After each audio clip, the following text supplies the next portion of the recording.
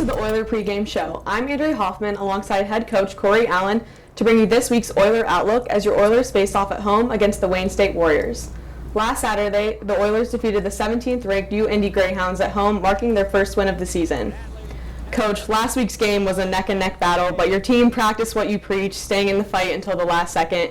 How did it feel to see your team display such commitment to each other and to pulling out the first win of the season? Well, I thought it was outstanding. I think in all three phases we had to execute, and you saw that on offense, defense, and special teams. I think the most interesting point is that when we needed to make a play, we did. It was far from perfect, but in all three phases, when a play needed to be made, we made it, and that's something that I think we can certainly look back on and say that we're growing from where we were in the past. Obviously, with it being the first game of the season, you guys faced some bumps in the road. So what were things that stood out to you during last week's game and after watching film that needed to be changed or adjusted coming into this week's matchup? So I think just operation. I think that you can practice and practice and practice, but they don't call it a game on Tuesday. They call it practice because it is different, right? It's a simulation. And then when you actually get into a game on a Saturday, things start to take on a different look and a different feel that you just can't replicate as hard as you try. So our operation overall on offense, defense, and special teams is something that you want to try to shore up as the season goes along.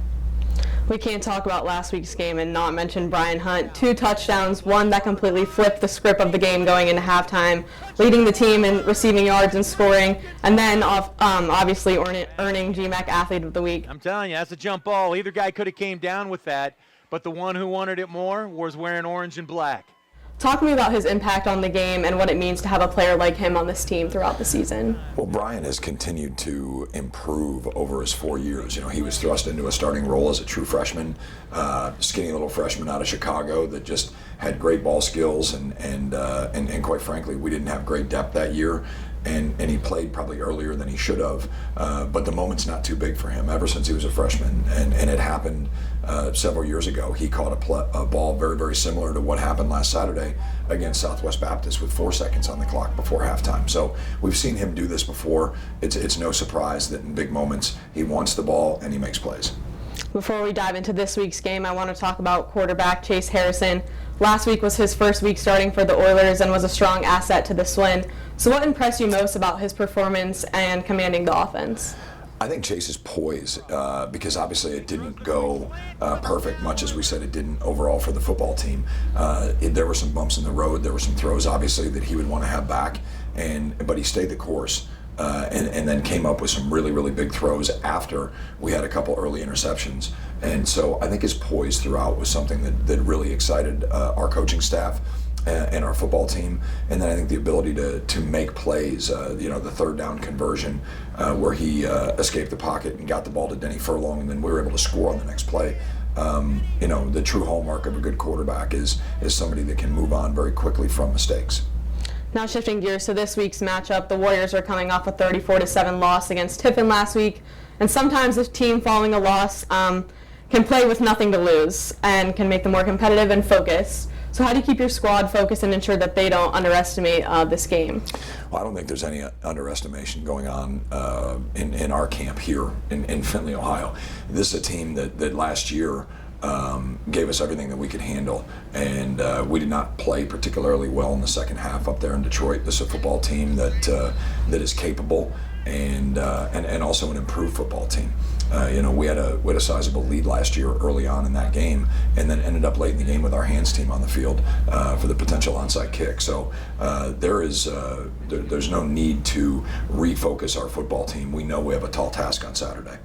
Defensively, your unit came up with some huge stops against UIndy, especially late in the game. We know it's such a veteran group, so what would be the key for them to replicate that success this weekend? Yeah, it can sound like a broken record, and I'm not sure if I said it last week or not, but be where you're supposed to be when you're supposed to be there. 11 hats flying to the ball. We know early momentum can change the course of a game. How critical is it for your team to come out sharp right at kickoff against Wayne State? Well, that's the expectation, right? The minute that ball's kicked, whether we're kicking it off or we're the ones receiving it, that it's time to go out and prove it, and that's what we expect to see on Saturday. Lastly, Coach, this is your guys' last game before conference play starts. How are you using these two non-conference games to do some fine-tuning and moving things around before you face GMAC opponents?